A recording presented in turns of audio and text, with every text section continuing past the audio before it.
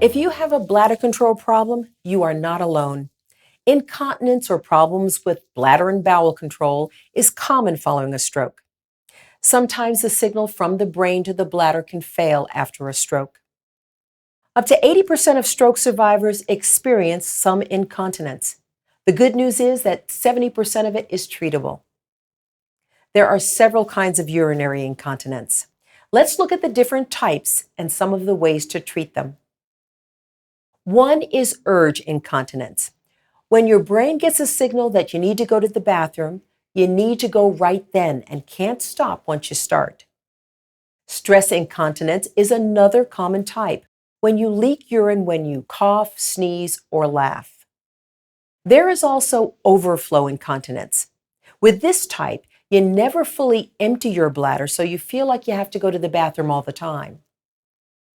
Some people, especially people who have had a stroke, may have a harder time getting to the bathroom on time or getting complicated clothing off.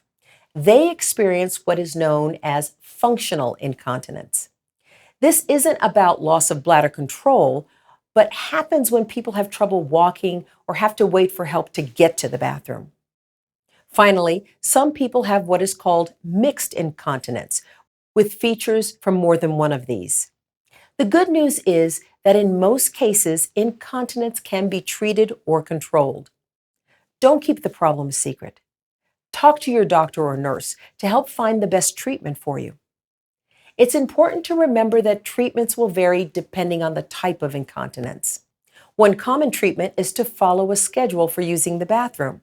Usually you start this type of program by keeping track for a few days of each time you use the bathroom and of any accidents. A healthcare professional will use this information to develop a bladder retraining program just for you, with fixed times to go to the bathroom to avoid accidents. Similarly, having someone remind you to go to the bathroom at regular intervals, also known as time voiding, can help prevent accidents.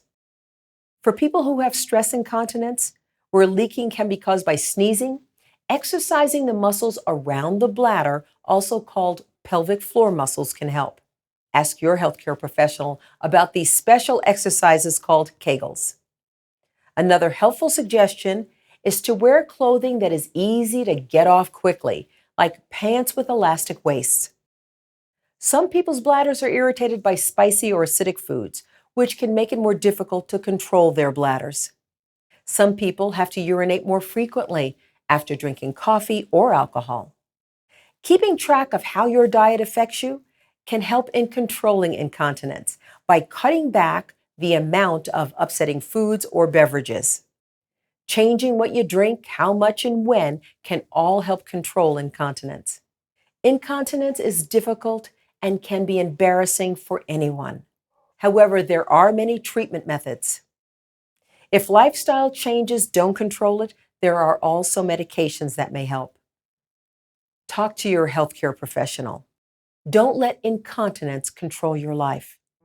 Visit www.stroke.org for more information about managing incontinence post-stroke.